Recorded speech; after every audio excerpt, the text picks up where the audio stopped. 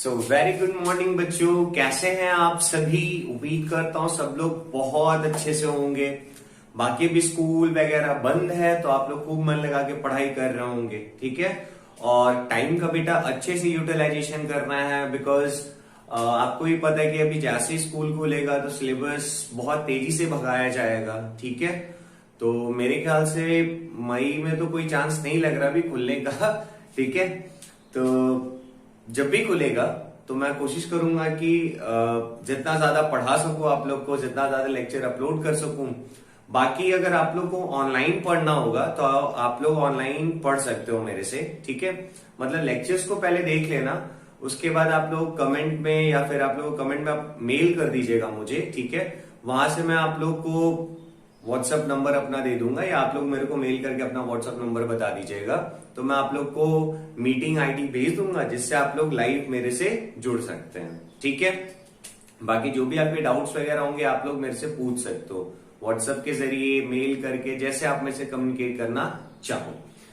तो चलो वापस आते पहले अपने टॉपिक पे, फिर आगे देखते हैं, बातें चलती रहेंगी, ठीक है। अच्छा, तो इलेक्ट्रोस्टैटिक का लेक्चर नंबर 2 टॉपिक है बच्चा कूलम्ब्स लॉ, ठीक है।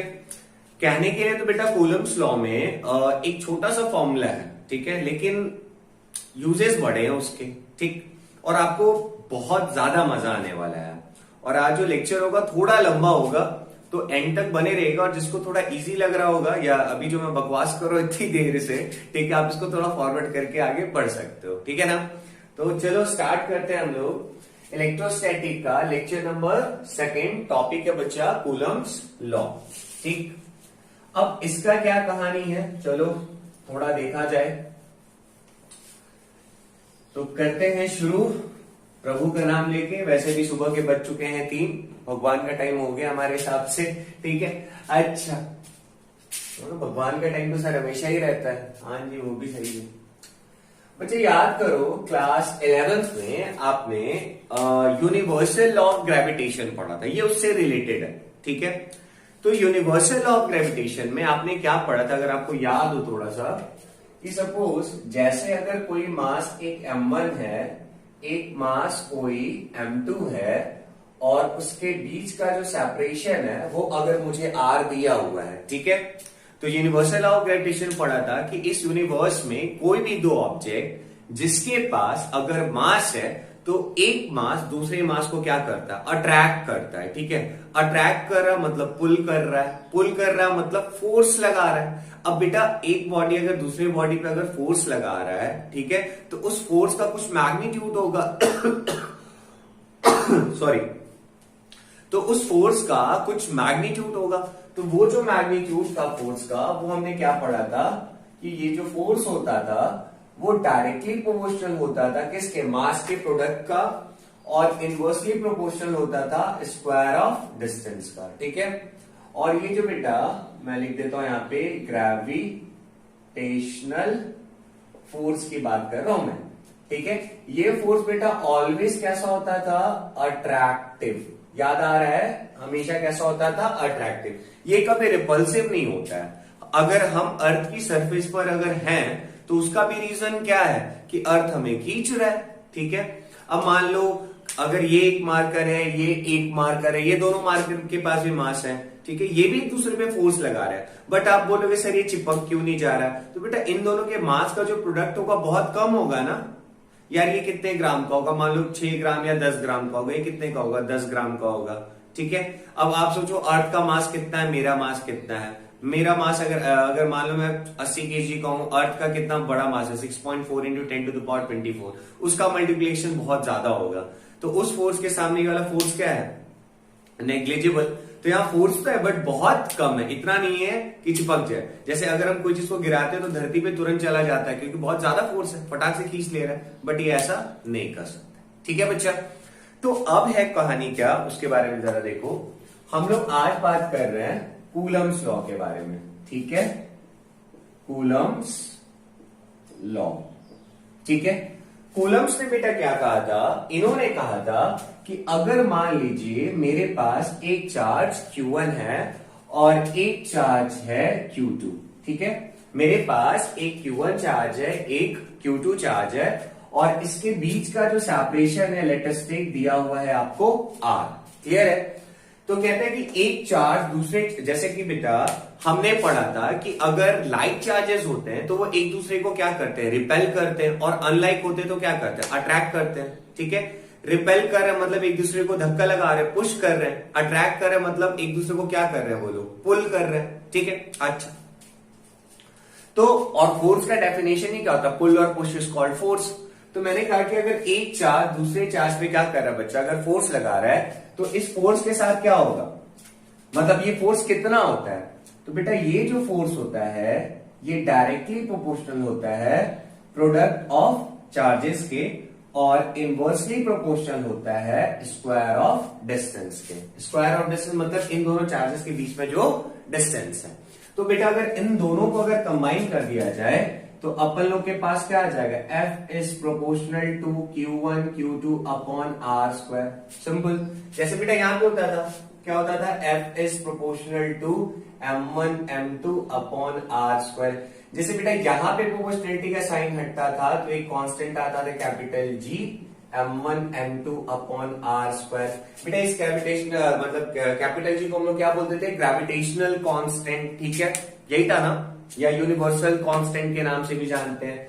उसी तरह बच्चा जब यहां पे प्रोपोर्शनैलिटी का साइन हटेगा तो यहां पे भी एक कांस्टेंट आता है, F is equal to K Q1 Q2 upon R square. देख सकते हो ये बोर्ड पे आ तो रहा है ना, हाँ आ रहा है, परफेक्ट। अच्छा, अब क्या है कहानी बच्चा, अब ये जो k है आपका, इस k का जो वैल्यू होता है वो होता है 1/4 पाई एप्सिलॉन नॉट। ठीक है, और इसका जो मैग्नीट्यूड होता है ये होता है 9 × 10⁹। क्लियर है? अच्छा, इसको बेटा थोड़ा नोट करो, तो इसको मैं थोड़ा और बताता हूं। इसको बच्चा नोट कर लीजिए पॉज करके। देखिए जो बच्चे यहां पे आपको दिख रहा है एप्सिलॉन नॉट, जैसे k का वैल्यू कितना होता है 1/4 पाई एप्सिलॉन नॉट। इस एप्सिलॉन नॉट को हम लोग बोलते हैं परमिटिविटी ऑफ अ वैक्यूम। ठीक है, या फिर आप लोग एयर भी ले सकते हो, परमिटिविटी ऑफ अ वैक्यूम या फिर एयर। ठीक बेटा, होता क्या है कि ये जो फॉर्मूला है कौन सा, F is equal to K Q1 Q2 by R square, जहां पे K का जो वैल्यू होता है वो होता है 1/4 पाई एप्सिलॉन नॉट।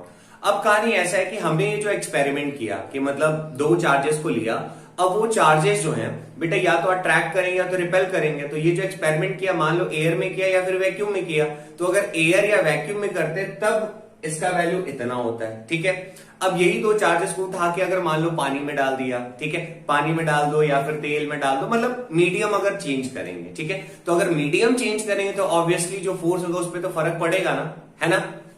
अरे यार सिंपल सा कॉन्सेप्ट है कि मैंने कहा कि जो हमने दो एक्सपेरिमेंट किया चार्जेस के ऊपर, वो हमने किसके लिए किया, वैक्यूम या फिर एयर के लिए। तो वहां पे हमने देखा के का वैल्यू इतना मिल रहा था, लेकिन जब उस चार्जेस को उठा के कहीं और रख दिया तो उसके फोर्स पे फर्क पड़ा। क्लियर है? अब ये जो टॉपिक है सर कितना फर्क पड़ेगा, क्या फर्क पड़ेगा, क्यों फर्क पड़ेगा, कैसे फर्क पड़ेगा, तो ये सारी चीजें हम डिस्कस करेंगे, अभी नहीं, इसके बाद, इस टॉपिक को कंप्लीट करने के बाद। क्लियर है? तो अब आगे जरा देखिए। अच्छा, एक चीज और बेटा, इस एप्सिलॉन नॉट का जो न्यूमेरिकल वैल्यू होता है वो होता है 8.85 into 10 to the power -12। Clear है? 8.85 इंटू 10 टू द पावर -12। ठीक है। अच्छा, होता कुछ नहीं बेटा, ओह सॉरी, जैसे यहां पे 4 पाई का वैल्यू 22/7, एप्सिलॉन नॉट का जो वैल्यू है वो 8.85 इंटू 10 टू द पावर -12 रख देंगे। ठीक है, तो अपन लोग के पास k का वैल्यू आ जाता है। ठीक है, तो ये एक सिंपल सा अपना कूलम्स लॉ यहां पे होता है कंप्लीट। अब आते हैं बेटा न्यूमेरिकल्स पे, क्योंकि मैंने पहले ही बोला बिना न्यूमेरिकल्स के तो फिजिक्स आगे बढ़ ही नहीं सकता है। जितना ज्यादा न्यूमेरिकल लगाओगे उतना ज्यादा आप लोग बेटा सीखोगे। ठीक है, न्यूमेरिकल्स फोबिया रहेगा तो फिजिक्स कभी सीख नहीं पाओगे। इसको जरा नोट कर लीजिए, फिर हम लोग अब आगे की तरफ बढ़ते हैं। पॉज करके नोट कर लीजिए। चलो बच्चों, तो अब करते हैं हम लोग स्टार्ट न्यूमेरिकल्स। ठीक है, तो न्यूमेरिकल्स का फंडा क्या है कि अपन लोग के पास बच्चा एक फॉर्मूला आ गया, F is equal to K Q1 Q2 upon are square. ठीक है, अब इसी बेसिस पे अब करना है क्वेश्चन। ठीक, तो सबसे पहले एकदम छोटा सा न्यूमेरिकल से स्टार्ट करते, एकदम सिंपल सा। ठीक है, मान लो बेटा, मान लीजिए मेरे पास एक 2 कूलम का चार्ज है, एक 4 कूलम का चार्ज है, और इसके बीच का जो सेपरेशन है लेट अस टेक 2 मीटर का सेपरेशन है। क्लियर है? इसको ले लिया बेटा पॉइंट ए, इसको ले लिया पॉइंट बी। ठीक, बहुत सिंपल सा, इसमें कोई टफ नहीं है, बहुत सिंपल क्वेश्चन है। मान लो आपसे क्वेश्चन मैंने पूछा find force acting on B due to A. ठीक है, मैंने आपसे पूछा कि बताइए बेटा बी पे कितना फोर्स लग रहा है, किसकी वजह से? ए की वजह से। सिंपल है, मैं आपसे पूछ रहा हूं कि फाइंड करिए कि find a force acting on a B due to A. Simple सा है, तो चलो निकालते हैं। तो अब बताओ यहां पे क्या करना चाहिए? Force acting on B due to A. बेटा इसका मतलब आपको समझ में आना चाहिए, बी के ऊपर लगने वाला फोर्स किसकी वजह से? ए की वजह से। बी के ऊपर लगने वाला फोर्स किसकी वजह से? ए की वजह से। तो अब बताओ, एक बात बताओ बेटा, ये 2 है, ये 4 है ना? अब ये चीज हमेशा याद रखना बेटा कि जो इलेक्ट्रोस्टैटिक फोर्स होता है, it can be attractive, it can be repulsive. जैसे इस केस में देखो, ये भी पॉजिटिव है, ये भी पॉजिटिव है, दोनों तो पॉजिटिव है, तो ऑब्वियसली ये एक दूसरे पे कैसा फोर्स लगा रहे हैं? रिपल्सिव। ये वाला इस पे इधर फोर्स लगाएगा, ये वाला इस पे इधर फोर्स लगाएगा। बट अभी जो क्वेश्चन है उसमें पूछा है कि बताइए इस पे ये कितना फोर्स लगा रहा है, इस पे लगने वाला फोर्स आपको बताना है, इस बी पे लगने वाला फोर्स आपको कैलकुलेट करना है। ठीक है, तो बी पे जो बच्चा लगने वाला फोर्स होगा ऑब्वियसली किस डायरेक्शन में लगेगा? इस तरफ लगेगा। तो कैसे लिखेंगे? Force acting on B due to A. ठीक है, इसका डायरेक्शन किधर होगा? इधर। क्यों? Positive positive. कैसा फोर्स होगा? रिपल्सिव। कैसा होगा? रिपल्सिव। ठीक है, तो अब क्या करेंगे? सिंपल, कि चार्ज क्या होता है, फॉर्मूला क्या होता है? Q1 Q2, तो दोनों का जो चार्जेस का प्रोडक्ट कर दो, Q1 into Q2 upon distance बेटा 2 दिया हुआ है, 2 का स्क्वायर। आई थिंक ये कट गया, एक और 2 बचेगा, 2। आंसर आ गया आपके पास 2 into 9 into 10 to the power 9। I think आ गया 18 इंटू 10 टू द पावर 9।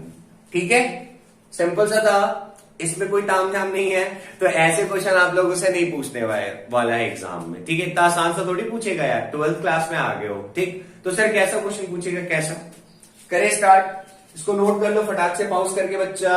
चलिए अब देखते हैं।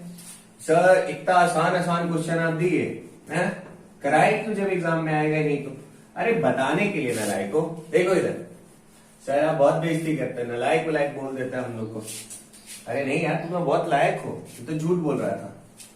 हैं सर, आप झूठ भी बोलते हैं। चलो देखो बेटा, अब क्या है कहानी।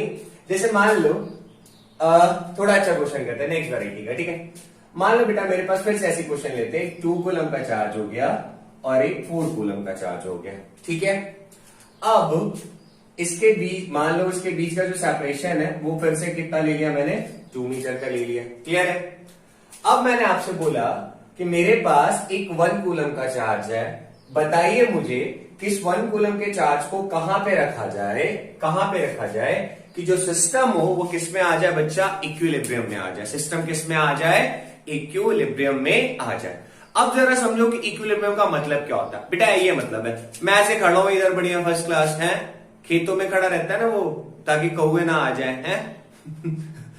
चलो आगे देखो, तो मालूम है ऐसे खड़ा हो, ठीक है, एक बंदा मुझे इधर से खींच रहा मेरे राइट से, एक मुझे लेफ्ट से खींच रहा है, और दोनों बराबर बराबर खींच रहे, तो क्या होगा? ना मैं इधर जा पाऊंगा ना मैं इधर जा पाऊंगा, बहुत होगा तो बीच से फट जाऊंगा, ऐसे दोनों तरफ से अलग हो जाऊंगा।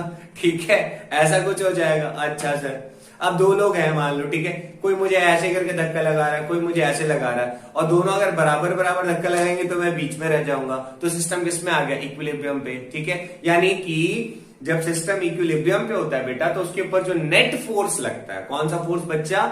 नेट फोर्स, वो 0 होता है। इंडिविजुअल पे लगने वाला फोर्स 0 नहीं होता है, मतलब सर मतलब एक बात बताओ, ये रहे दो हाथ, दोनों हाथ मेरे को ऐसे करके दबा रहे हैं, तो ना तो मैं इधर जा रहा हूं ना तो मैं इधर जा रहा हूं। इसका ये मतलब थोड़ी है कि मेरे ऊपर फोर्स ही नहीं लग रहा, फोर्स तो लग रहा है, बट जो ओवरऑल फोर्स लग रहा है वो कितना लग रहा है? 0।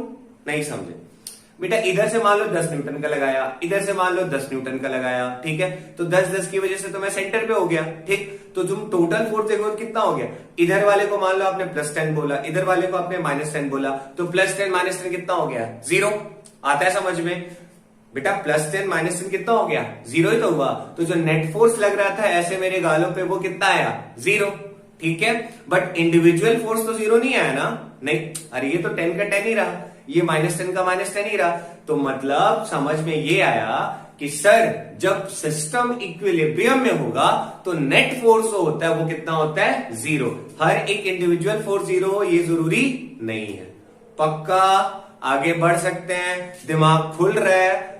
नहीं खुल रहा है तो सर पटक लो, खुल जाएगा पूरा।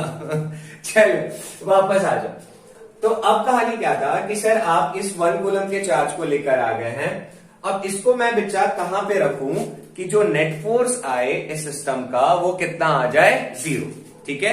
मुझे निकालना है कि नेट फोर्स क्या आ जाए? 0। मैं थोड़ा इसको जवान कर लेता हूं इंक डाल के, बेचारा बुढ़ा हो गया ना रखे रखे। देखो सर बुड्ढों की बेइज्जती कर रहे हो आप? नहीं यार, किसी की बेइज्जती नहीं कर रहा मैं। देखो इधर वापस। तो मैंने बोला कि इसको कहां रखोगे, तो अब इसको रख कहां सकते हैं पहले ये तो देख लो। तो कहां रख सकते हैं बताओ जरा। बेटा ये 1 कूलम का है, ठीक है। एक तो जगह इधर है, मान लो इस तरफ कहीं रख दिया, मान लो इस तरफ रख दिया, या फिर यहां रखेंगे।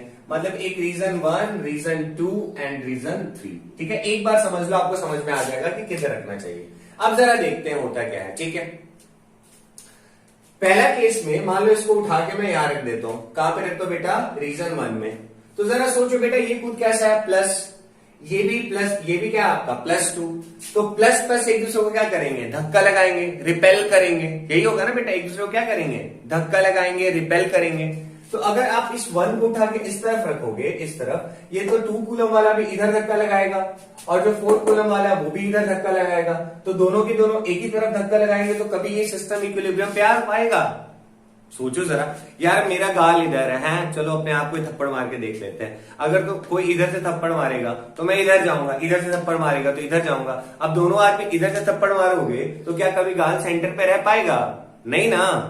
अपने गाल पे मार के देख लो, पता चल जाएगा, ठीक है। देखो तो इधर 1 है, अगर इस तरफ रखेंगे तो ये +2 वाला रिपेल करेगा तो इधर जाएगा, ये 4 वाला भी इसको रिपेल करेगा तो इधर ही जाएगा। तो दोनों मिलके तो धक्का इस तरफ लगा रहे हैं ना, तो क्या ये अपनी जगह पे टिक पाएगा? नहीं ना टिक पाएगा। तो ये सिस्टम इक्विलिब्रियम में कभी आ ही नहीं सकता। तो इसका मतलब कि हम 1 कूलम को रीजन 1 में रख ही नहीं सकता। बात आया बेटा समझ में? ठीक है। आपका दोस्त यहां खड़ा है मान लो, या दुश्मन, और आप लोग दोनों दोस्त इस तरफ खड़े हो, ठीक है। या आप लोग दोनों दोस्त एक ही तरफ खड़े हो, दुश्मन इस तरफ खड़ा है, तो आप लोग दोनों मिलके दुश्मन को दोनों एक ही तरफ से लात मार रहे हो, तो क्या होगा? वो तो फेंका जाएगा ना यार, आगे अपनी जगह पे तो रह नहीं सकता है। तो सिस्टम तो इक्विलिब्रियम में आएगा नहीं, क्योंकि जिस ऑब्जेक्ट पे फोर्स लग रहा है बेटा, जिस ऑब्जेक्ट पे फोर्स लग रहा है वो दोनों फोर्स का जो डायरेक्शन होना चाहिए वो अपोजिट होना चाहिए, तभी वो इक्विलिब्रियम पे आ सकता है, नहीं तो नहीं आ सकता है। अगर उस ऑब्जेक्ट पे फोर्स का डायरेक्शन अगर एक ही तरफ रहेगा, मतलब सबके सब एक ही तरफ से फोर्स लगा रहे हैं, तो वो तो कभी इक्विलिब्रियम में आ ही नहीं सकता है। समझ में आया? तो अब बताओ रीजन 2 थर्ड में देखो क्या होगा। तो थर्ड में अगर बेटा 1 कूलम का रखेंगे तो 4 कूलम वाला धक्का लगाएगा उस तरफ, क्योंकि रिपेल करता है। ये जो 2 कूलम ये भी क्या करेगा? धक्का लगाएगा, रिपेल करता है। तो इस 1 कूलम में दोनों फोर्स इसी तरफ लग रहा है, तो ये सिस्टम इक्विलिब्रियम पे आ ही नहीं सकता है। आ रही है बात समझ में? सर अब कहां रखे? तो मतलब ये भी रिजेक्ट, ये भी रिजेक्ट, तो अब किधर रखा जाए? इन दोनों के बीच में जरा सोचो यार। 1 ये 2 है, ये 4 है ना। अब इसको इन दोनों के बीच में नहीं रख दो, तो 2 वाला किधर धक्का लगाएगा? इस तरफ। 4 वाला किधर धक्का लगाएगा? इस तरफ। तो सिस्टम इक्विलिब्रियम में आ सकता है ना, क्योंकि इस 1 कूलम पे एक फोर्स इधर लग रहा है, एक फोर्स इधर लग रहा है, तो ये सिस्टम इक्विलिब्रियम पे आ सकता है। ठीक है। अब कंडीशन आता है कि सर 1 कूलम को इसके पास में रखें कि इसके पास में रखें? सोचो जरा, इस 1 कूलम को बीच में रखना है, इतना तो क्लियर हो गया, बट इसके करीब में रखें कि इसके करीब में रखें? तो जरा खुद ही सोचो बेटा, ज्यादा ताकतवर कौन है? 2 की 4? तो आंसर है सर 4 वाला ज्यादा ताकतवर है। ठीक है। तो अगर 1 को इस 4 वाले के पास रखोगे तो ये ज्यादा फोर्स लगाने लग पड़ेगा ना, और ये बेटा 2 से दूर रखोगे तो कम फोर्स लगाएगा। तो इधर वाला ज्यादा लगा रहा है, इधर वाला कम लगा रहा है, तो सिस्टम तो इक्विलिब्रियम पे नहीं आ पाएगा। समझ में आता है यार? एक हफ्सी इंसान है ना, और एक बेचारा पतला दुबला कम फोर्स लगा सकता है। अब बीच में एक आदमी खड़ा है, ठीक है, तो अब तुम उस बीच आदमी को चाहते हो कि वो इक्विलिब्रियम पे आ जाए, तो जो पतला दुबला है वो कम फोर्स लगा पाएगा, जो मोटा ताजा है वो ज्यादा फोर्स लगा पाएगा। इसीलिए मतलब जिसको हमको इक्विलिब्रियम पे करना है उसको हम लोग किसके पास में लाके रख दे? दुबले पतले वाले के सामने। क्यों? क्योंकि जब वो उसके पास रहेगा तो वो ज्यादा इफेक्टिवली फोर्स लगा सकता है, और जो मोटा ताजा उससे दूर रखेंगे तो उसका जो इफेक्ट होगा दूरी की वजह से क्या हो जाएगा? ऑटोमेटिकली कम हो जाएगा। समझ में आया? इसका मतलब कि ये जो 1 कूलम का चार्ज है, अब आप ऐसे समझो कि ये रहा बच्चा 2 कूलम, ये रहा 4 कूलम, तो इस 1 कूलम वाले को मैं इधर कहीं रख देता हूं, ठीक है? इस 1 कूलम वाले को इस तरफ रख दिया, 2 वाले क्योंकि ये कमजोर है तो इसके पास रखा ताकि इसका फोर्स भी क्या हो जाए? ज्यादा हो जाए। क्यों? क्योंकि जो फोर्स होता है डिस्टेंस पे डिपेंड करता है ना। डिस्टेंस बढ़ेगा तो फोर्स कम होगा, डिस्टेंस बढ़ेगा तो फोर्स कम होगा, डिस्टेंस कम होगा तो फोर्स बढ़ेगा। बेटा फॉर्मूला यही बोलता है ना, F is directly proportional to product and force is inversely proportional to square of distance. अगर आप डिस्टेंस बढ़ाओगे तो फोर्स घटेगा, अगर आप चार्जेस को बढ़ाओगे तो फोर्स भी बढ़ेगा। ठीक है? अच्छा, तो अब मैंने बोला कि इसके बीच का जो बेटा टोटल डिस्टेंस था, ये तो अपन लोग को 2 दिया हुआ था। मान लो इसको A मान लेते हैं, इस पॉइंट को B मान लेते हैं, इस पॉइंट को C मान लेते हैं, ठीक है ना? अब बताओ, मान लो A से B तक का जो डिस्टेंस है इसको अगर x मानोगे तो बेटा ये बचा हुआ डिस्टेंस कितना हो जाएगा? टोटल तो 2 था, ये वाला x था, तो ये जो रिमेनिंग डिस्टेंस हो गया कितना हो गया? 2 माइनस x। क्लियर है? सिंपल सा था बेटा, कोई टेंशन नहीं है। चलो अब इसको लिखेंगे कैसे, जरा समझो कैसे लिखेंगे। तो बेटा इस 1 कूलम चार्ज को हमने B पॉइंट पे रख दिया, ठीक है?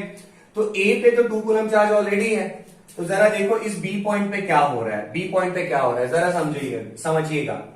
तो बेटा ये जो 2 कूलम है ये उस तरफ फोर्स लगाएगा, डायरेक्शन बना दिया, तो इसको कैसे लिखेंगे? Force acting on B due to A।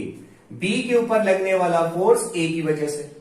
अब बताओ जरा, इस B पे बेटा ये 4 कूलम भी फोर्स लगा रहा है ना, बट किस तरफ लगाएगा? इस तरफ। तो मैंने बोला force acting on B due to C, इस C की वजह से। क्लियर है? तो एक फोर्स इधर, एक फोर्स इधर। क्लियर है? तो मैं आपसे पूछूंगा बेटा कि F net force, total force कितना लग रहा है? तो आप बोलोगे सर F नेट फोर्स के लिए क्या ले लिया जाए? FBA, एक ये वाला FBA प्लस दूसरा कौन सा लग रहा है बेटा? FBC। तो इधर वाले को अगर प्लस लिया है तो इधर वाले को क्या ले लेना चाहिए? माइनस। बेटा डायरेक्शन अपोजिट है ना, फोर्स कौन सा क्वांटिटी है? वेक्टर है। वेक्टर का में क्या करते हैं हम लोग? इधर प्लस तो इधर माइनस, इधर प्लस तो इधर माइनस। ठीक है? थप्पड़ नहीं पड़ रहा है, बता रहा हूं, ऐसे प्लस थप्पड़, ऐसे माइनस थप्पड़, ऐसे प्लस ऐसे माइनस। क्लियर है? तो अब क्या करें? FBA plus minus of FBC, FBC। ठीक है बच्चा, इसमें कोई दिक्कत नहीं है, कोई तकलीफ नहीं है। चलो अब क्या है कहानी, देखते हैं जरा। अब देखते हैं, तो अब मुझे आप एक बात बताओ, FBA का वैल्यू कितना होगा? FBA का वैल्यू कितना होगा? तो फॉर्मूला अपने पास क्या था? K Q1 Q2 upon R square. तो Q1 कितना हो गया? 2, Q2 कितना हो गया? 1, तो 2 इंटू 1 अपॉन, बच्चा डिस्टेंस कितना है यहां से यहां तक का? x, तो इधर कर दिया x square, plus into minus बेटा क्या हो जाएगा? माइनस। B और C में कितना है चार्ज? 1 और कितना है? 4, तो K इंटू 1 इंटू 4 अपॉन बेटा डिस्टेंस कितना है? 2 माइनस एक्स, तो इधर पे अपन लोग ने कर दिया 2 माइनस एक्स का होल स्क्वायर। हमने क्या माना है बेटा? ये क्वेश्चन कौन से वाले कर रहे हैं हम लोग? इक्विलिब्रियम। क्या चीज बच्चा? इक्विलिब्रियम। इक्विलिब्रियम का मतलब क्या होता है? नेट फोर्स कितना होएगा? 0। नेट फोर्स कितना होएगा? 0। तो उस हिसाब से अब मेरे को बताओ इधर कि अब ये कितना होगा बेटा? F नेट की जगह रख दिया 0। ठीक है? अब ये जो माइनस था, मान ये आप लोग इधर देख लो जरा बेटा, F नेट की जगह क्या रख दिया? 0। तो ये जो माइनस है वो इधर आएगा तो क्या बन जाएगा बच्चा? प्लस। तो 4K अपॉन 2 माइनस एक्स का होल स्क्वायर, और इस तरफ क्या था? 2k/x का स्क्वायर। सॉल्व कर सकते हैं हम लोग इसको आसानी से। बेटा k से k तो कैंसिल हो गया, 2 1 जा 2 2 जा हो गया। अब ध्यान से देखो, ये इधर जाएगा बेटा, क्या हो जाएगा 2x² is equal to 2 minus x का होल स्क्वायर। अब इसको सॉल्व कर सकते हैं, a² plus b² minus 2ab।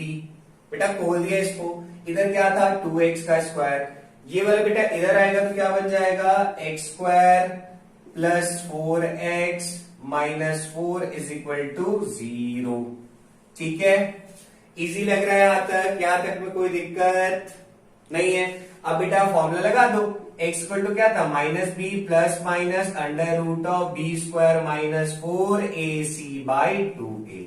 Clear है? तो इस तरीके से हम लोग x का वैल्यू निकाल सकते हैं। ठीक है, एकदम सिंपल था, कोई टेंशन नहीं है। चलो कॉपी करो, पॉज करके नोट करो, फिर आगे बढ़ते हैं। कर लिया नोट बच्चा? चलो, तो इसमें हमने देखा कि इस तरीके से हम लोग क्वेश्चन को सॉल्व कर सकते हैं।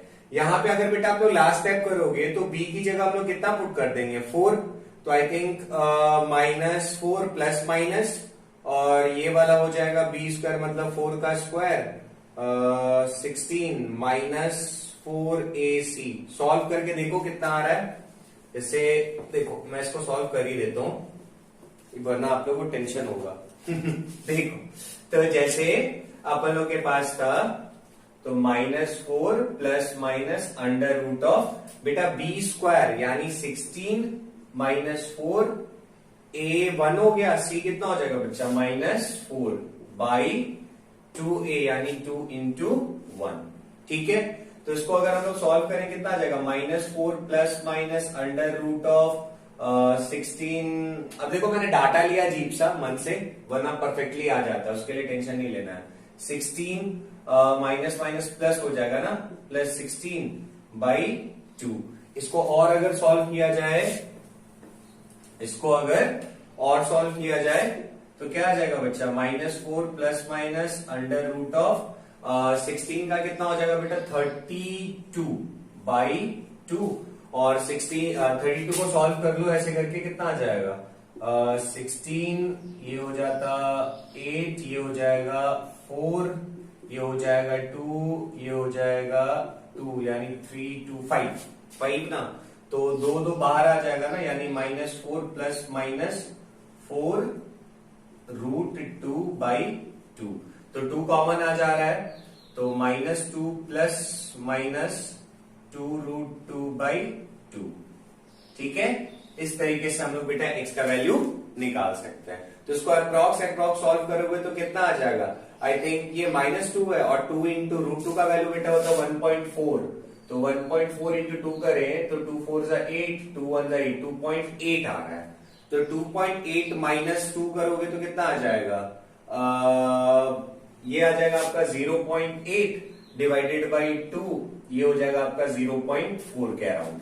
अप्रॉक्स आएगा, ये तो कैलकुलेशन है जो आप लोग खुद से कर सकते हो। इसको नोट कर लो, यानी कि 0.4 पे रखेंगे तो हम लोग को, यानी यहां से कितना दूर रखना पड़ेगा 0.4 डिस्टेंस पे रखोगे तो आपका इक्विलिब्रियम अचीव हो जाएगा। ठीक है बच्चा, नोट करना नोट कर लीजिए पॉज करके। चलिए मैं मिटा रहा हूं। अच्छा सर, ये क्वेश्चन तो समझ में आया कि कैसे कैसे किया है। आगे देखते हैं बेटा, आगे देखते हैं अब क्या है कहानी, देखते चलो। अभी बेटा स्टार्ट हुआ है बस, अभी तो बस मजे लेते जाओ, अभी तो कहानी शुरू हुई है। गाना है ना वो, अभी तो पार्टी शुरू हुई है, बस वही समझ लो आप। चलिए फिर से बेटा सेम क्वेश्चन, थोड़ा सा डाटा मैं बदल देता हूं। मान लो इस बार अपन लोग के पास है 4 कूलम, इधर ले लेते हैं 2 कूलम, 4 इधर 8 ले लेते हैं और इधर 2 कूलम ले लेते हैं। ठीक है, डिस्टेंस फिर से मान लो इस बार 2 की जगह है मान लो 1 ही है, लो और आसान कर दिया। ठीक है, इस बार क्वेश्चन में आपको दिया है बेटा 1 कूलम। ठीक है, 1 नहीं, 1 कूलम की जगह मैं इस बार ले लेता हूं -1 कूलम। ठीक है, इस बार बेटा कितना ले लिया चार्ज हमने -1 कूलम। तो अब मेरे दिमाग में आना चाहिए कि अगर सर इक्विलिब्रियम चाहिए आपको तो उस ऑब्जेक्ट के ऊपर एक फोर्स इधर से लगना चाहिए ऐसे, तो एक फोर्स इधर से लगना चाहिए, तभी इक्विलिब्रियम आ सकता है। तो चलो लॉजिक लगाते हैं। ये बेटा किसमें है? माइनस में। अगर ये बच्चा माइनस में है तो एक बात बताओ, रीजन 1 में अगर रखा जाए, फिर से जैसे पहले रख रहे थे, फिर से इसको मान लो बांट लिया रीजन 1, रीजन 2 एंड रीजन 3 में। तो बेटा अगर रीजन 1 में रखोगे तो ये माइनस है, ये प्लस है, तो माइनस है, ये प्लस है, तो प्लस वाला इसको अट्रैक्ट करेगा, ये 2 ये भी प्लस, ये भी इसको अट्रैक्ट करेगा, तो दोनों मिलकर बेटा अगर अट्रैक्ट करेंगे यानी पुल करेंगे तो कभी इक्विलिब्रियम में तो आ नहीं सकता है, क्योंकि दोनों फोर्स तो एक ही डायरेक्शन में ना लगेगा। वही काम अगर इधर से देखो रीजन 3 में, तो ये प्लस वाला इसको ऐसे खींचेगा, ये प्लस वाले इसको ऐसे खींचेगा, तो दोनों तो एक ही तरफ खींच रहे हैं, तो इक्विलिब्रियम अचीव हो नहीं सकता। अच्छा नेक्स्ट, अब जरा देखो इन दोनों के बीच में अगर कहीं रख के देखें तो इन दोनों के बीच में प्लस वाला भी खींचेगा और ये प्लस वाला भी खींचेगा, बट इस केस में प्लस वाला इधर खींचेगा, ये वाला इधर खींचेगा। अब कहानी आता है कि सर इसके पास में रखे कि इसके पास में रखे, तो खुद ही सोचो ज्यादा ताकतवर कौन है? 8 वाला, तो इसके पास में रखेंगे तो इक्विलिब्रियम अचीव नहीं हो पाएगा, इसीलिए हम इसको इससे दूर कर देंगे, यानी 2 के क्या कर देंगे? पास कर देंगे, हैं? तुम मेरे से दूर तुम्हारे पास, है ना? चलो, तो अब क्या करें सर, अब क्या करें? तो अब तो खत्म क्वेश्चन बच्चा। मान लो 2 से मैंने यहां पे रख दिया, कितने डिस्टेंस पर? x डिस्टेंस पर, तो ये बचा हुआ कितना हो जाएगा? 1 माइनस x। क्लियर है?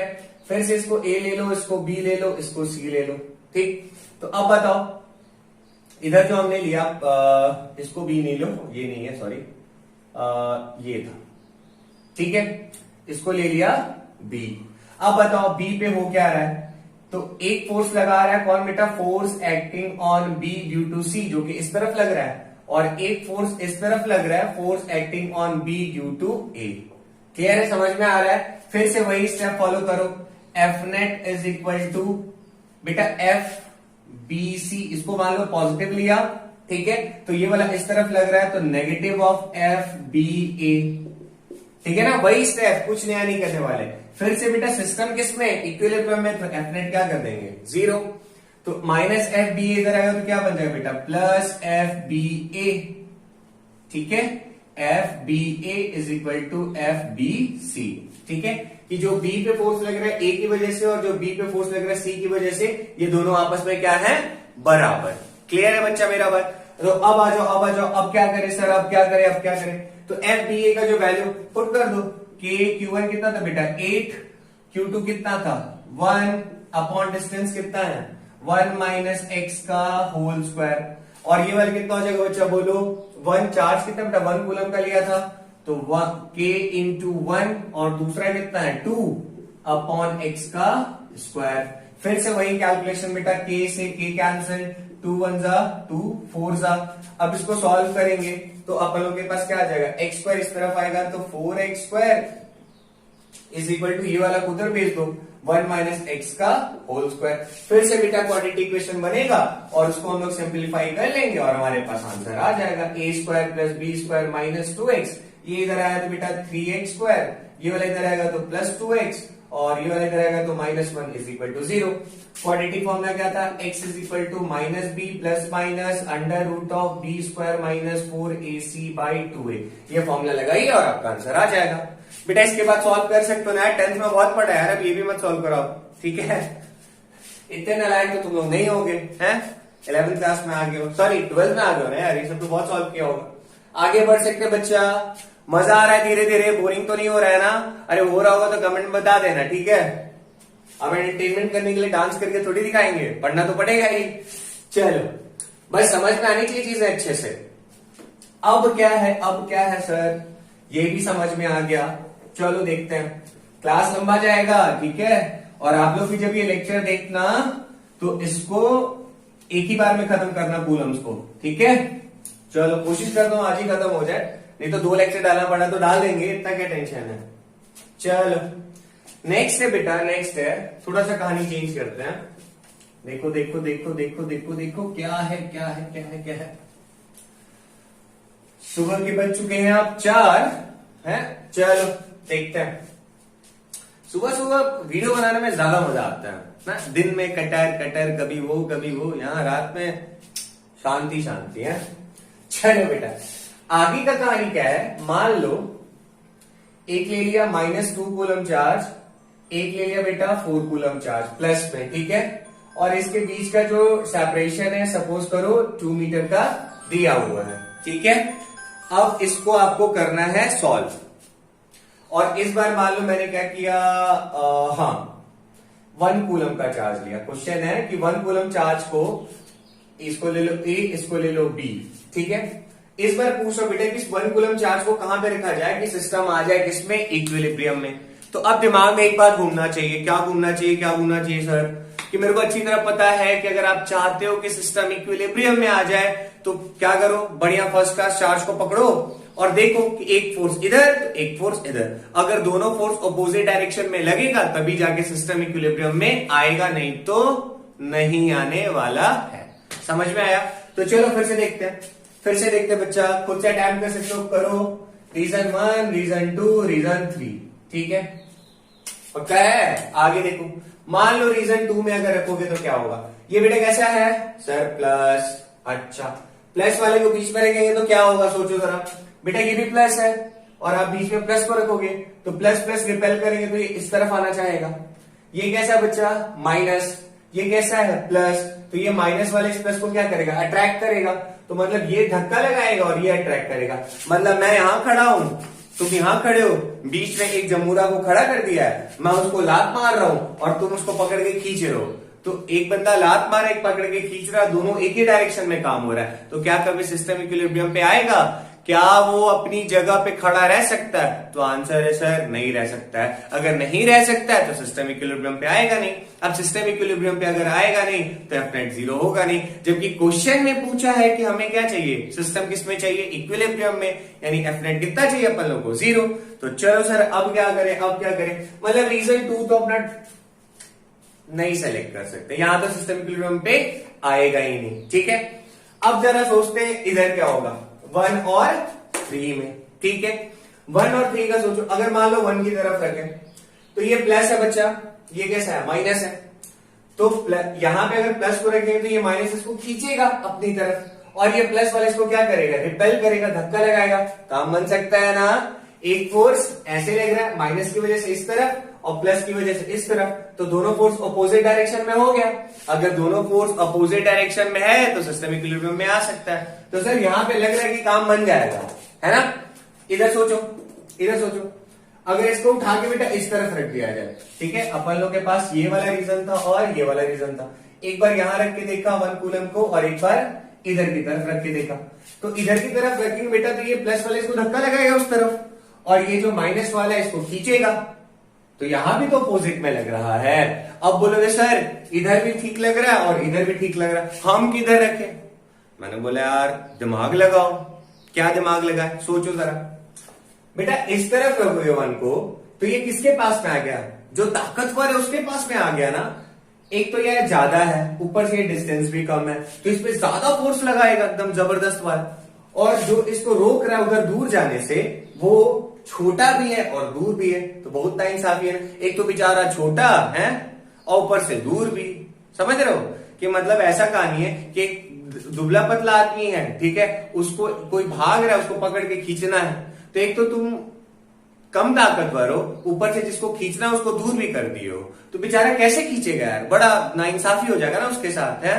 और एक बंदा जो ताकतवर है, जो धक्का जबरदस्त लगा सकता है, तुम उसके सामने लाके रख दिए हो, तो कैसे बैलेंस हो पाएगा एकदम। तो हमें यहाँ पे बेईमानी नहीं होने देना है, ठीक है, इनके साथ इंसाफ करना है। तो वो इंसाफ करने वाले जो हो वो तुम हो, भगवान नहीं है यहाँ पे, ठीक है। तो कैसे करें इंसाफ? सर इधर मत रखो यार, बड़ा गलत हो जाएगा इसके साथ। मैं कहा चलो ठीक है, तुम्हारी दिल की बात मान लेते हैं, इसके साथ नाइंसाफी नहीं होने देते, इसको किधर रख देते हैं, इधर की तरफ, ठीक है। आ रहा है समझ में बच्चा? जो कमजोर होगा ना उसके पास चार्ज को ले जाना। अब एक चीज याद रख लो, जो कमजोर होगा ना उसके करीब में रखेंगे, ठीक है, ताकि वो भी थोड़ा ताकत वाकत लगा सके। चार्ज को जब भी इक्विलिब्रियम वाला क्वेश्चन आएगा तो चार्ज को किसके करीब में रखना है, जो कमजोर होगा उसके करीब में रख देना, ठीक है, ताकि उसका इफेक्ट ज्यादा रहे। क्लियर है? अच्छा अब 1 को बेटा इधर की तरफ रख दे तो क्या आ गया कहानी, जरा देखो। अब जरा देखो, ये रहा बेटा ए, ये रहा बी, दोनों के बीच का जो सेपरेशन था वो 2 यूनिट का था। इधर की तरफ -2 कूलम चार्ज है, इधर की तरफ +4 कूलम चार्ज है। क्लियर है? मैंने बोला इधर कहीं लाके हमने रख दिया ऐसे x डिस्टेंस पे, इस 1 कूलम चार्ज को, ठीक है, इसको दे दिया पॉइंट सी, ठीक है ना। अब मैंने बोला कि अब क्या होगा बेटा बताओ, तो सिंपल सर हमको चाहिए एफ नेट निकालना है, तो एफ नेट कैसे निकालेंगे, तो जरा देखो ये जो बेटा पॉइंट सी था, इस सी पे ये जो ए है अट्रैक्टिव फोर्स लगाएगा किधर की तरफ, इस तरफ, तो हम कैसे लिखेंगे, force acting on C due to A, इसका डायरेक्शन इधर होगा ना बेटा, ये कैसा पॉजिटिव ये कैसा नेगेटिव, तो ये इस पे कैसा फोर्स लगाएगा, अट्रैक्टिव इस तरफ का, वही चीज बनाया मैंने एफ सी ए, और ये जो बी है, बी जो है इस प्लेस पे कैसा फोर्स लगाएगा, ऐसे करके धक्का लगाएगा ना, रिपल्सिव, तो यानी इसी पॉइंट पे एक फोर्स लग रहा है इस तरफ, तो force acting on C due to B, यही दोनों फोर्स लग रहा है, एक फोर्स इस तरफ एक फोर्स इस तरफ, तो एफ नेट कैसे लिखेंगे बेटा बताओ, एफ सी ए इधर लग रहा था, एफ सी बी इधर लग रहा था, तो एफ सी ए प्लस बेटा इधर वाले को पॉजिटिव तो इधर वाले को नेगेटिव, क्लियर है, तो plus minus of F C B. अबे ठीक है ना यार, समझ में आ रही है ना चीजें अच्छे से, जहां दिक्कत होगा बताना। अब कई लोग बोलेंगे कि सर आप तो बहुत बेसिक क्वेश्चन करा रहे हो, अरे बेटा थोड़ा रुक तो जाओ फिर तो आगे बढ़ेंगे, अगर आपको ये समझ में आ रहा है तो थोड़ा सा स्पीड जो है ना उसको बढ़ा दो, अरे आता है ना 2x में 3x में, तो उसमें बढ़ा दो, टेंशन खत्म, क्लियर है, आ जाओ वापस आ जाओ। अब तो एफ सी ए जो है इसमें अब क्या करेंगे, वैल्यू लिखो कि चार्ज कितना बेटा, सी पे कितना है बताओ 1, ठीक है, ए पे कितना है 2, सर यहां तो माइनस, अबे -2 नहीं लगाना है, ध्यान रखना मैग्नीट्यूड, हम यहाँ पे साइन कैसे लगाने वाले, जो Q1 Q2 होता है ये एक्चुअली में प्रोडक्ट होता है, मतलब मैग्नीट्यूड रखना है, बाकी प्लस माइनस किसको देख के लगा देना, डायरेक्शन देख के लगा देना, क्लियर है मेरी बात, मतलब मैग्नीट्यूड माइनस में रहे प्लस में रहे, आप हमेशा प्लस में लिखना, और जो प्लस माइनस का कहानी है वो डायरेक्शन देख के लगाना फोर्स के केस में, क्लियर है। चलो अब क्या करें कि अब दोनों को देख के नहीं, एक बार डायरेक्शन देख के भी माइनस लगा दिया और एक बार मैग्नीट्यूड देख के भी माइनस लगा दिया, तो गलत हो जाएगा क्वेश्चन, क्लियर है। तो आप एक ही चीज फॉलो करो, तो कंफ्यूजन नहीं रखने के लिए ज्यादा बेटर रहता है कि आप डायरेक्शन देख लो, बार बार हमेशा किसका यूज करो, मैग्नीट्यूड का, अगर 2 है चाहे -2 आप लिखो 2 ही, और प्लस माइनस किसको देख के लगाया करो, डायरेक्शन को, क्लियर है। तो k Q1 Q2 अपॉन बेटा कितना दूरी पे रखा हमने इसको, x डिस्टेंस पे, ये देखो x डिस्टेंस पर है, तो चलो x का स्क्वायर प्लस इंटू माइनस बेटा माइनस हो जाएगा, k चार्ज कितना है 1 और दूसरा चार्ज कितना है बेटा 4, तो इधर लगा दो 4 अपॉन डिस्टेंस कितना हो जाएगा बच्चों बताओ, यहां से लेकर यहां तक का डिस्टेंस कितना हो जाएगा, ये 2 था ये x था, तो ये कितना हो जाएगा 2 + x, तो इधर लगा दीजिए 2 + x, ठीक है, सिंपल है। और एफ नेट अपन लोगों के पास कितना आने वाला है 0, क्योंकि सिस्टम किसमें माना हम लोगों ने, इक्विलिब्रियम पे, क्लियर है। अब तो बेटा आगे का कहानी मैथ्स है जो आप लोगों को सॉल्व करना चाहिए, तो देखो मैं इसको इरेज कर रहा हूं, लिख लो बेटा, पॉज करके नोट कर लो, पॉज करके नोट कर लीजिए, फिर हम लोग आगे बढ़ते हैं। 42 मिनट्स हो भी चुका है। देखो बच्चा मैं इसको मिटा रहा हूं क्योंकि अब आगे जो है वो मैथ्स का ही है, तो देखो देखो देखो देखो देखो कैसी ये तन्हाई है आंख मेरी भर, सिंगर बन रहा हूं मैं, देखो इधर, तो बेटा माइनस वाले इधर आएगा तो क्या आ जाएगा प्लस, तो now we have 4k upon 2 + x का, अरे स्क्वायर था, sorry square is equal to, formula में स्क्वायर आता है ना, इधर क्या आ जाएगा 2k अपॉन x का स्क्वायर, बेटा k से k कैंसिल, 2 1 जा 2 2 जा, इधर आके तो क्या बन गया 2x स्क्वायर, इधर बन गया 2 + x का होल स्क्वायर, ठीक है। अब इसको सॉल्व करना चाहे तो कर सकते हैं, a² + b² + 2ab, ठीक है ना, कर लोगे सॉल्व क्या। अब क्या करें, अब क्या करें बेटा, मैथ से ही सब मैं आगे जब क्वेश्चन कराऊंगा तो नहीं सॉल्व करूंगा, इतना आप लोग को आना चाहिए, ठीक है। अब ये जो x² बेटा इधर आएगा तो क्या बन जाएगा, केवल x² + 4x इधर आएगा क्या बन जाएगा -4x, ये +4 इधर क्या बन जाएगा -4 = 0, ठीक है, टेंशन नहीं लेना। अब क्या करेंगे, formula sir x = -b + √b² - 4ac/2a, formula लगाइए आंसर पाइए, ठीक है, फॉर्मूला लगाइए आंसर पाइए। तो this is all about questions जो कि आपका इक्विलिब्रियम पे आता है, और बोर्ड्स वगैरह बेटा ये ज्यादा क्वेश्चन पूछे जाते हैं, तो जितने वैरायटी हो सकते थे मैंने आपको करा दिए। अब बहुत होगा तो आपको मजाक करने के लिए ऐसे भी पूछ सकता है कि ये लो भैया एक माइनस क्यू चार्ज है और ये -2 चार्ज है, हम एक +q चार्ज को कहां पे रखेंगे, और ये मान लो 1 मीटर दूर है, तो बताइए कहां पे रखा जाए कि सिस्टम इक्विलिब्रियम पे आ जाए। तो कॉमन लॉजिक है, ये प्लस है, ये माइनस है, ये माइनस है, तो इसके बीच में रखेंगे तो प्लस को ये मन से अट्रैक्ट करेगा, ये भी अट्रैक्ट करेगा, तो दोनों अपोजिट में हो गए तो सिस्टम इक्विलिब्रियम में आ जाएगा। अब दोनों में ताकतवर कौन ज्यादा है, ये कि ये ज्यादा ताकतवर है, इसलिए इससे दूर रखेंगे और कम ताकतवर वाले के पास में रखेंगे, तो इधर कहीं रख दिया x डिस्टेंस पे, तो बचा हुआ कितना हो जाएगा 1 - x हो जाएगा ना बच्चों सॉल्व। फिर से f net = 0 और सॉल्व करके आंसर निकाल लीजिएगा। ठीक है बच्चा, इजी था। अब आगे बढ़ सकते हैं, चलिए नोट कर लीजिए बच्चा। चलो मैं मिटा रहा हूं उसको, पॉज करके नोट कर लीजिएगा। अब देखते हैं आगे क्या है कहानी, मेरी जुबानी। ठीक है, चलो चलो बुलावा आया है, माता रानी ने बुलाया है? चलो, तो अब है कहानी। ये तो हमने पढ़ा कि जब हम चार्जेस को हमेशा कैसे रख रहे थे, स्ट्रेट लाइन में। अब क्या क्वेश्चन हमेशा ऐसे थोड़ी आएगा, क्वेश्चन बदल के आ सकता है ना। हाँ सर आ तो सकता है, किया जाए आगे। चलो देखते हैं, चलो चलो देखा जाए क्या हो सकता है आगे।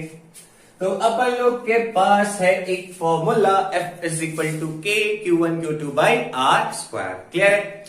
अब जरा मेरी बात सुनो बच्चे, फोर्स आखिर है तो कैसा क्वांटिटी है? सर वेक्टर क्वांटिटी है। बोलते बोलते गला सूख गया था।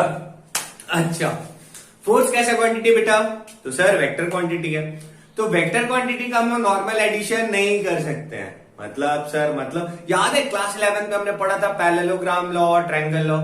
सर पढ़ा था लेकिन भूल गए, नहीं याद आ रहा है। अच्छा, अरे पता है यार, हम लोग भी तो 11 पढ़ के ना यहाँ तक पहुंचे हैं। अब ना चीजें आसान लगती, उस टाइम टफ लगता, तो मैं तुम्हारे दिल की भावनाओं को समझता हूँ। ठीक है सर, आप तो बड़े अच्छे हैं, पूरी भावना समझ रहे हैं। देखो बेटा देखो, अच्छा क्या है कहानी, क्या है? तो मैं थोड़ा सा वेक्टर रिवाइज कराता हूं, फिर हम लोग इधर आते हैं। ठीक है, अब सर पूरा वेक्टर पढ़ा रहे क्या? नहीं नहीं बेटा, पूरा नहीं पढ़ा सकते ना, 12th क्लास में ना आप लोग। देखो क्या है बच्चा वेक्टर का कहानी, थोड़ा सा देखेंगे, थोड़ा सा रेशम, थोड़ा सा खुरदुरा। देखो इधर बोर्ड मेरा प्लेन है, खुरदुरा नहीं है। देखो इधर वेक्टर में क्या था बेटा, एक छोटा सा लॉ था, ट्रायंगल लॉ, याद है? ट्रायंगल में क्या पढ़ा था कि सर अगर ट्रायंगल की अगर दो साइड अगर दो वेक्टर को रिप्रेजेंट करता है, तो जो उसका थर्ड साइड होगा वो उसके रिजल्टेंट को रिप्रेजेंट करता है। क्लियर है? क्या बोलता है बच्चा, फिर से सुनो। थोड़ा सा और पी लेता हूं यार, किस्तों में क्या पीना।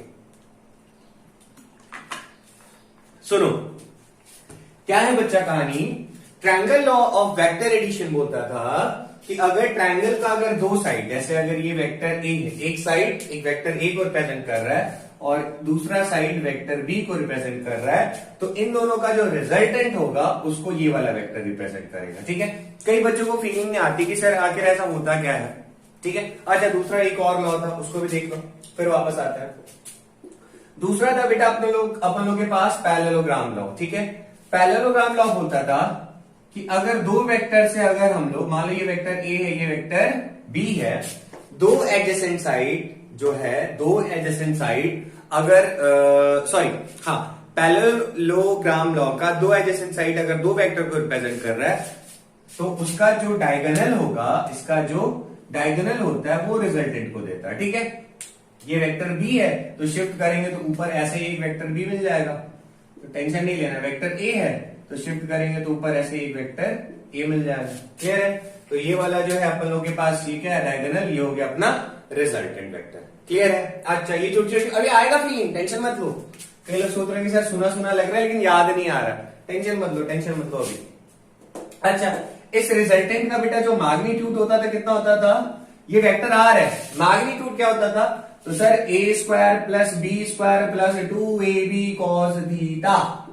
ठीक है, A square plus B square plus 2ab cos theta, ये होता था फॉर्मूला। क्लियर है? अच्छा सर, इतना समझ में आ रहा है, याद आ रहा है, समझाए नहीं तो क्या समझ में आएगा, याद आ रहा है ना थोड़ा थोड़ा। अच्छा सर, एक और बात है बेटा, सुनो। जैसे मान लो वेक्टर ए दिया हुआ है 3i cap plus 2j cap, vector B दिया हुआ है i cap plus j cap. मैं आपसे बोलूंगा दोनों वेक्टर को ऐड करो, तो मैंने कहा कि ये लो आप बच्चा vector r is equal to, मैंने लिखा vector a plus vector b। तो बेटा दोनों को ऐड कैसे करते थे, i के साथ जुड़ता है और j के साथ। तो 3i प्लस i कितना हो जाएगा 4i cap, 2i plus j कितना हो जाएगा 3j कैप। ये बेटा वेक्टर r आया है, ध्यान देना, ये क्या है आपके पास, वेक्टर r आया है। ठीक है, अब इसका मैग्नीट्यूड कितना होगा, तो mod of r is equal to under root of 4 square plus 3 square. ठीक है, ये क्या हो गया इसका बेटा, मैग्नीट्यूड। मैग्नीट्यूड बोले तो वैल्यू, संख्या कितना होगा। तो अब हमें एक चीज याद रखना है कि अगर वेक्टर a है, मान लो कोई भी वेक्टर बच्चा ऐसा है, वेक्टर r इक्वल टू दिया हुआ है xi कैप yj कैप, मान लो zk कैप, और मैं पूछूंगा इसका मैग्नीट्यूड कितना होता है, तो you may simply write it as x square plus Y square plus Z square. ठीक है, इसमें कोई रॉकेट साइंस लगाने की जरूरत नहीं है, सिंपल सा था। अच्छा, अब क्या है कहानी, जरा देखो देखो कैसा है, मिटाए इसको, सिंपल है। अरे लिख लो यार, क्या जा रहा है। चलो, तो अब देखते हैं बच्चा कि अब क्या है कहानी। चलो देखते हैं। सिंपल है, ऐसे ही देखते रहो, बने रहो मेरे साथ। ये है अपना प्यारा सा चैनल साइंस कॉन्सेप्ट समझाएगा। ठीक है, बाकी तुम्हारी तरक्की में हमारी तरक्की है। अभी जो बच्चा एक मौका मिला हुआ है, इसका पूरा यूटिलाइजेशन करो। ठीक है, अभी आप लोग दिल खोल के न्यूमेरिकल लगा सकते हो, जो भी टेंशन है। जो लोग सोच रहे होंगे कि सर 11th में बड़ा टाइम वेस्ट हो गया है, हमने उतने अच्छे से पढ़ाई नहीं की है, कॉन्सेप्ट्स हमारे क्लियर नहीं है, क्या मैं आईआईटी का तैयारी अब कर सकता हूं, तो आंसर है यस बेटा, कर सकते हो।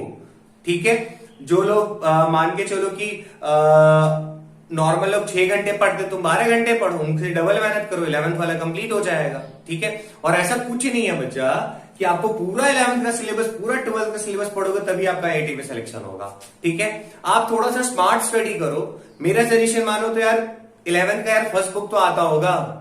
एक बार अगर आप काइनेमेटिक्स अच्छे से पढ़ते हो तो आपको लॉज ऑफ मोशन अच्छे से आएगा, लॉज अच्छे से पढ़ोगे तो वर्क एनर्जी अच्छे से आएगा, वर्क एनर्जी अगर पढ़ लोगे बढ़िया से तो सिस्टम ऑफ पार्टिकल्स रोटेशन समझ में आ जाएगा। उसके बाद ग्रेविटेशन तो और आसान है, आराम से हो गया। फ्लूइड्स वाला पोर्शन भी आसान है। तो 12th का तो जैसा पढ़ा रहा हो वैसे पढ़ते जाओ, और जो 11th का पोर्शन उसको पीछे से जाके थोड़ा थोड़ा रिवाइज करते रहो। समझ में आया?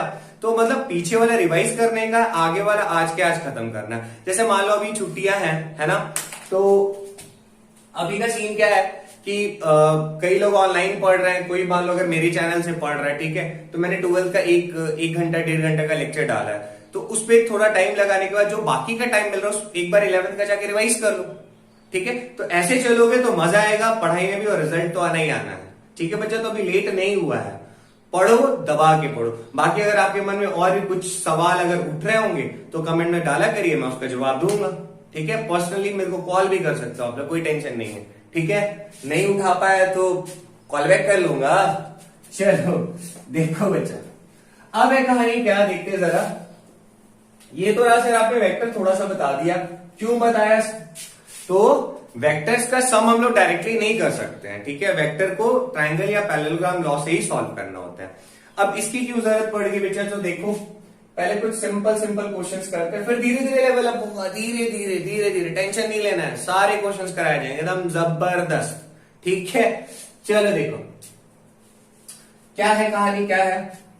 जैसे मान लो बच्चा, मान लीजिए कि चांद में दाग है। ठीक है, मान लीजिए चांद में दाग है। सर मानना क्या है, दूर धरती से तो वैसे ही दिखता है। ठीक है, आ जाओ, वापस आ जाओ, चांद से सितारों पे आ जाओ। है चांद से देखा चेहरा तेरा, ऐसे ऐसे में तो खूब मुस्कान आता है सबका। चलो देखो इधर, तो अपन लोग के पास है बेटा ट्रायंगल। ठीक है, अच्छा, और ये मान लो बच्चा क्वेश्चन में दिया हुआ है कि आपको मैंने एक दिया इक्विलेटरल ट्रायंगल। ठीक है, मैं आपको 2 मेथड सिखाता हूं सॉल्व करने का, आपको जो मेथड अच्छा लगे आप उससे सॉल्व कर लेना, कोई टेंशन वाली बात नहीं है। चलो मान लीजिए यहां पे भी 2 कूलम 2 कूलम 2 कूलम, हर तरफ 2 कूलम ले लिया चार्ज, ठीक है। इसको बेटा दे दिया मैंने ए, इसको दे दिया बी, इसको दे दिया सी, ठीक। अब आपसे क्वेश्चन पूछा है find net force acting on 2 coulomb charge at C, ठीक है। कि भैया सी के ऊपर एक 2 कूलम का चार्ज है, बताइए उसके ऊपर कितना फोर्स लग रहा है, और ये कैसा ट्रायंगल है अपन लोग के पास, इक्विलेटरल ट्रायंगल है। कैसे सॉल्व करेंगे, और मान लो इन सबका 1-1 मीटर की दूरी पे इसको मैंने रख दिया है सब। देखिए अब बेटा इक्विलेटरल है तो ऑब्वियसली सब बराबर होगा, क्लियर है। अच्छा सर कैसे करें, तो मैं इसको 2 मेथड सॉल्व करता हूं। चलो पहले फर्स्ट वाले मेथड से देखता हूं, ठीक है। आपको जो मेथड अच्छा लगे बेटा आप उससे सॉल्व करो, कोई दिक्कत वाली बात अरे बोलो नहीं है, ठीक है। सर आपको कैसे सुनाई देगा, अरे मैं सुन लेता हूँ ना, भावनाएं समझ लेता हूं मैं, ठीक है। या कमेंट में लिख देना हाँ सर समझ में आया था, सुनाई दिया था। चलो देखो, तो अब क्या करें सर, अब क्या करें। देखो बेटा धक्का तो लगने वाला है ऐसे ही, मतलब अगर मान लो एक चार्ज इधर है एक चार्ज इधर है, तो अगर तुम इस पे देख लो तो ये इस पे ऐसे ही धक्का लगाएगा, ऐसे करे छपाक। अगर ऐसे रखा है तो छपाक, ऐसे अगर मान लो यहां से देख रहे हैं तो छपाक, ऐसे देख रहे हो यहां से तो छपाक। क्या कर रहे हो सर, छपाक छपाक छपाक। बताता हूं बेटा इस सी को देखो जरा ध्यान से देखो, ध्यान से क्या ध्यान से देखो बेटा, जो बी है इस पॉइंट को लिखो, ये रहा सी, ठीक है। जरा समझिएगा, ये जो बेटा बी वाला है वो इसमें फोर्स लगाएगा इस तरफ, अरे ऐसे छपाक, ठीक है। ये इसमें कैसे फोर्स लगाया छपाक, सर छपाक से तो गिरा जाता है, धपाक बोलिए अच्छा लगेगा। अच्छा ठीक है मान लो धपाक से है, चलो। तो इसको कैसे लिखे, force acting on C due to B, हो गया पहला, क्लियर है, सिंपल लग रहा है। अच्छा सर सुनो आगे देखते चलो, मजा आएगा, है इजी है। ये जो ए वाला है इस पे ऐसे करके फोर्स है बेटा, लाइन के अलोंग ही फोर्स लगता है, लाइन के अलोंग। तो लाइन के अलोंग ये रहा बच्चा, ऐसे करके लगा, ठीक है। कितना होगा बताओ, F force acting on C due to A। यहां तक क्लियर है, कोई दिक्कत तगुल्लफ तो नहीं है, अरे नहीं है ना। चलिए अब इन फोर्स को जरा वेक्टर फॉर्म में लिखने का कोशिश करो, ठीक है। वेक्टर फॉर्म में सर कैसे लिखा जाता है बेटा, एक्स एक्सिस के लिए हम लोग क्या यूज करते हैं टर्म आई कैप, वाई एक्सिस के लिए जे कैप, जेड एक्सिस के लिए के कैप, ऐसा लिखते हैं क्या, हाँ सर लिखते हैं। चलो अब वेक्टर को बेटा कंपोनेंट में तोड़ना आना चाहिए आपको। सर भूल गए क्या था कंपोनेंट वाला सीन, चलो मैं याद दिलाता हूं, चलो थोड़ा सा देख लो इधर। मान लो बेटा अगर ये एक फोर्स F है, ठीक है, और यहां पे एंगल थीटा है, तो फोर्स बेटा जिसके ऊपर रहेगा वो बन जाता है F का cos थीटा, और ऐसे परपेंडिकुलर F का sin थीटा। जिसको ये चीज आता है बेटा आप थोड़ा आगे बढ़ा सकते हो। अच्छा सर ये समझ में आया, ठीक है। और देखते हैं फिर हम वापस यहाँ पे आएंगे। थोड़ा सा ये मेरा टी शर्ट था किसी जमाने में, इससे भी हम लोग को साफ करना पड़ता ना। चलो देख सर मिटाने वाला कुछ नहीं है क्या, नहीं करे क्या करें, गरीबी है अभी बड़ा।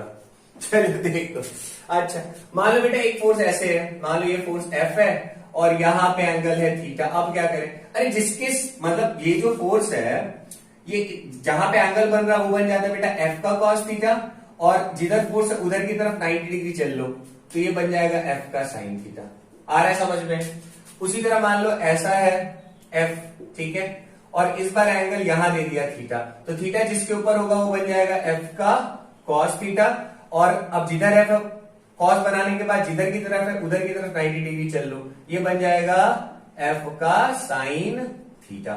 क्लियर है, कोई चांद पे पहुंचने वाला फॉर्मूला तो नहीं लगाया ना मैंने, है वो वाला फॉर्मूला भी सिखाऊंगा कभी, किसी और की चांद पे कैसे पहुंचा जा सकता है। सर फॉर्मूला सीख के चांद पे पहुंच जाएंगे, चुप है, ऐसा कुछ नहीं होने वाला है। चलो आगे बढ़े, चलिए किया जाए क्वेश्चन। तो चलो अब करते हैं स्टार्ट। मैंने आप लोगों को बेटा थोड़ा सा कंपोनेंट रिकॉल करा दिया कि कंपोनेंट कैसे लिया जाता है। ये रहा फोर्स, अगर यहां पे है थीटा इस जगह, ऐसे देखो डांस का स्टेप बन रहा है क्या मस्त, ठीक है, तो ये हो जाएगा एफ का कॉस थीटा, और यहां से चलो 90 डिग्री, ये बन जाएगा एफ का साइन थीटा। बाबा जी का हाँ, ऐसी बातें नहीं बोलते। चलो देखो, वापस आते बच्चा। तो अब क्या था कहानी बेटा, इक्विलेटरल ट्रायंगल का एंगल 60 डिग्री होगा, इधर का एंगल कितना हो गया 60 डिग्री, ठीक है। अच्छा, अब बेटा उन्हीं वेक्टर को तोड़ा करो, उन्हीं वेक्टर को रिजॉल्व किया करो जो कि एक्स और वाई एक्सिस पे ना हो, ठीक है। जो एक्स एक्सिस पे हो उनके लिए कोई टेंशन ही नहीं है। कैसे सर? देखो बेटा एफ सी बी तो पहले से एक्स पे है ना, तो इसको रिजॉल्व करने का कोई टेंशन ही नहीं। इसको कैसे लिखेंगे जरा देखो, F C B is equal to K, Q1 मान लो बेटा कितना दिया होता है 2, Q2 कितना दिया होता है, ये भी 2 था, अपॉन कितना था 1। बेटा कौन सा डायरेक्शन है, ये है ना एक्स एक्सिस है ना, एक्स एक्सिस के लिए क्या लिखते थे हम लोग, आई कैप। तो ये कितना हो जाएगा बताओ, 4K आई कैप, ये क्या बन गया एफ सी बी। क्लियर है, सिंपल था बेटा, एक्स एक्सिस की तरफ था ना, ऐसे तोड़ दिया। अच्छा सर अब बताओ इस एफ सी ए को देखो जरा, एफ सी ए ना एक्स पे है ना वाई पे, सर अब क्या करें, पूछे नहीं बच्चा।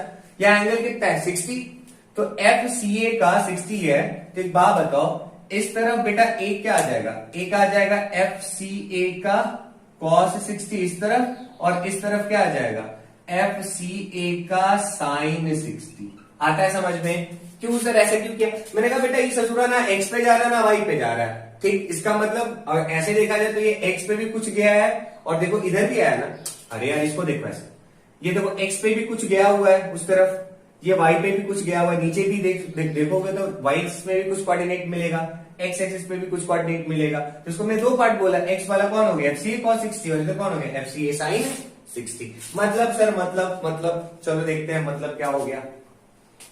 मतलब हुआ कुछ यूं, एक देख लो, एक में टाइम लग रहा है, बाकी सब इजी है।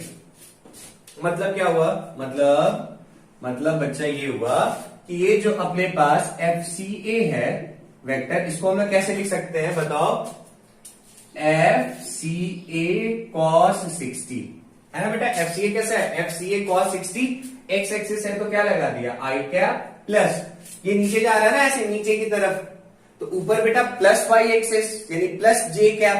बेटा देखो एक्स के लिए आई कैप, वाई के लिए जे कैप, जेड के लिए के कैप।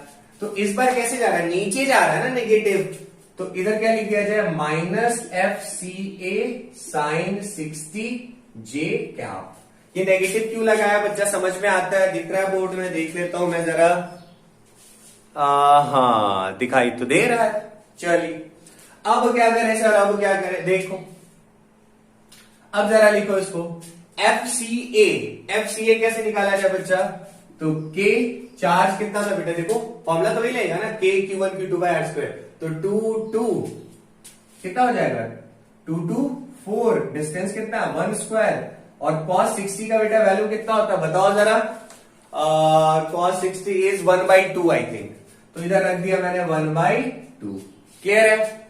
अच्छा इधर क्या हो जाएगा आई कैप, प्लस माइनस बेटा माइनस, एफ सी ए का तो वही वैल्यू होगा ना 4K बाई 1 स्क्वायर, साइन 60 बेटा आई थिंक √3/2 होता है, √3/2 जे कैप। क्लियर है? अब क्या करें देखो जरा, 2 से 2 कैंसिल, तो आई थिंक ये आ रहा है 2K आई कैप माइनस यहां क्या था 1 स्क्वायर ना, तो ये हो जाएगा 2√3K जे कैप। ठीक है, तो ये बेटा हमने क्या निकाल लिया, कौन सा वेक्टर निकाल लिया, एफ सी ए वेक्टर निकाल लिया। क्लियर है? तो मेरे पास एफ सी बी भी आ गया और एफ सी ए भी आ गया। क्लियर? नोट कर लो बेटा, तो मैं इसको मिटाता हूं, नहीं इधर मिटाता हूं, देखो अब इधर देखो, नोट कर लो, स्क्रीनशॉट ले लो, जो करना है जल्दी जल्दी करो, कॉपी में बनाओगे ज्यादा अच्छा रहेगा। ठीक है, लाइव तो चल नहीं रहा जो मैं जल्दी जल्दी मिटा रहा हूं। चलिए देखिए अब क्या है कहानी, अब क्या है कहानी जरा देखते हैं। तो अब बताओ बेटा एफ नेट टोटल, मतलब एफ नेट की यहां पे निकाला था कि इसके ऊपर कितना फोर्स लग रहा है, इसके ऊपर सी के ऊपर टोटल फोर्स कितना लग रहा है, तो सी के ऊपर फोर्स लगाने वाला कौन सा था, एक एफ सी बी था और एक कौन सा था एफ सी, यही दोनों है। तो फोर्स एक्टिंग मतलब एफ नेट अगर हमको यहां पे निकालना था तो कितना था F C B plus F C A. दिखाई तो दे रहा है ना, ये तो गायब हो गया है, ये तो गायब हो गया है, इसको नीचे लिखना पड़ेगा। देखो हमने लिखा बच्चा कि F net is equal to F C B plus F C A. ठीक है, देखो नॉर्मल ऐड नहीं हुआ है, ये वेक्टर फॉर्म में ऐड हो रहा है। देखो वेक्टर वेक्टर में लिखा मैंने, तो एफ सी बी का वैल्यू कितना था 4k आई कैप, तो एफ सी बी की जगह क्या लिख दिया 4k आई कैप प्लस एफ सी ए बेटा कितना था जरा देखो, एफ सी ए कितना था 2k आई कैप, तो प्लस 2k आई कैप, और ये कितना था बेटा बताओ 2√3 माइनस 2√3 के जे कैप, तो माइनस 2√3 अरे √3 जे के जे कैप लिख दिया ऐसा।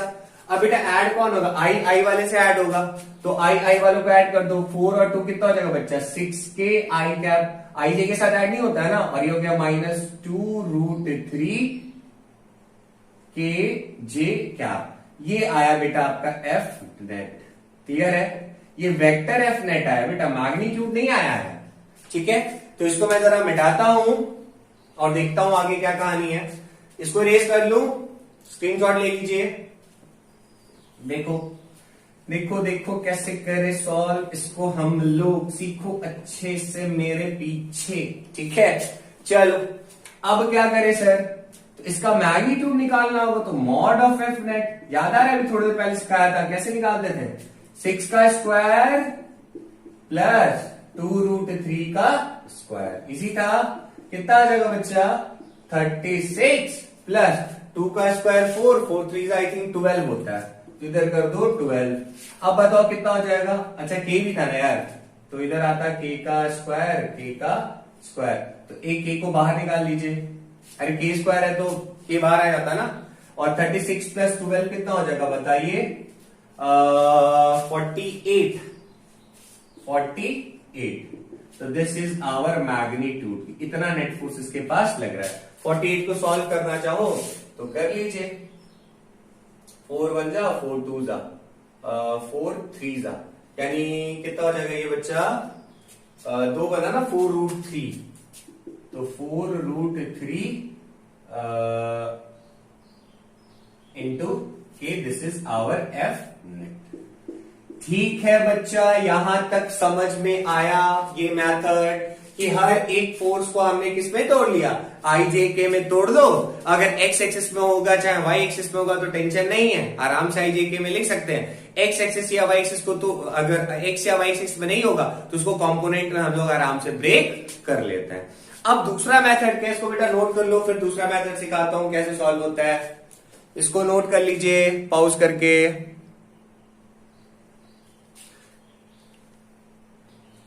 देखो बच्चा, अब इसी क्वेश्चन को मैं दूसरे मेथड से करता हूं। ठीक है, दूसरा वाला मेथड क्या है, सेम ही है बच्चा, थोड़ा सा दिमाग लगाना है। कैसे करे सर, कैसे करे बेटा, ध्यान से देखो, मैंने ए बी सी पॉइंट लिया था, ये रहा अपना, अपन लोग के पास ये सी था, यहीं पे तो निकालना था, तो ये वाला बेटा इस पे इधर की तरफ फोर्स लगा रहा है। ठीक, तो force acting on C due to A, और इधर एक फोर्स लग रहा था force acting on C due to B, और दोनों के बीच में एंगल कितना है 60 डिग्री का है। ठीक है, तो बेटा सबसे पहले एफ सी ए निकालो, एफ सी ए कितना होगा, नॉर्मल तरीके से सॉल्व करें तो एफ सी ए का वैल्यू कितना हो गया बोलो, मैग्नीट्यूड कितना हो जाएगा के इंटू 2 इंटू 2 बाई 1 का square, that is 4k square.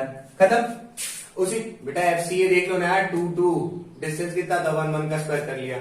उसी तरह बेटा एफ सी बी कितना हो जाएगा बताओ, एफ सी बी कितना हो जाएगा, मतलब यहाँ पे एक फोर्स इधर लग रहा है, एक फोर्स इधर लग रहा है, और इनका जो रिजल्टेंट होगा कहां से जाएगा, ऐसे बीच से जाएगा। ये हो गया एफ सी बी, ये वाला हो गया एफ सी ए। ठीक है, पैरेललोग्राम लॉ क्या बोलता था, देखो दो एडजेसेंट साइड मिल गया, दो एडजेसेंट साइड अगर दो वेक्टर को रिप्रेजेंट कर रहा है तो उसका जो डायगोनल होता है वो रिजल्टेंट को रिप्रेजेंट करता है। तो एफ सी बी का वैल्यू कितना होगा बेटा, सेम ना, के इंटू, ये देखो 2 था, ये 2 था, तो 2 2 कितना हो जाएगा 4 बाई 1 स्क्वायर, ये भी कितना आ गया 4k स्क्वायर। हो गया। एक बात बताओ भाई, इसका वैल्यू भी पता है, इसका वैल्यू पता है, एंगल 60 पता है, तो याद है रिजल्टेंट कैसे निकालते थे, अंडर रूट ऑफ कौन सा वेक्टर, एक ये है ना, एफ सी ए का square, A square plus B square होता था ना, तो बी की जगह आ गया एफ सी बी का square plus 2 F C A F C B, और दोनों के बीच में एंगल कितना है 60, तो cos 60। लो ऐसे भी सॉल्व कर सकते, सर इतना लंबा चौड़ा कराया, अरे दोनों के अपने अपने फायदे हैं, ठीक है। तो अब इसको सॉल्व किया जाए तो आई थिंक कितना हो जाएगा, बोलो बेटा 4k² है ना, यहाँ FC है तो 4k² का कितना हो जाएगा, अरे बोलो भाई, अच्छा k² ही था, k था ना ये सिर्फ, सॉरी 4, तो 4k का अब यहां रख दो, 4k का होल स्क्वायर प्लस 4k का whole square plus 2 into 4k into 4k and cos 60 is 1/2, ठीक है, दिख रहा है बोर्ड पे,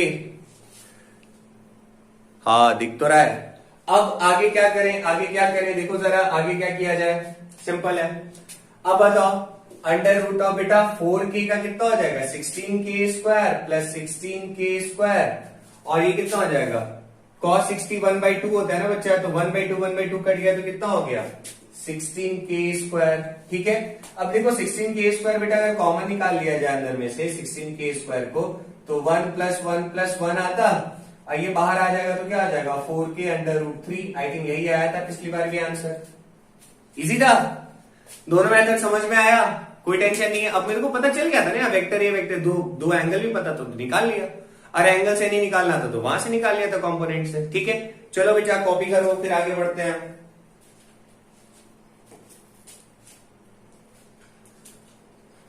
टाइम ज्यादा हो गया, 1 घंटा 17 मिनट का वीडियो हो गया।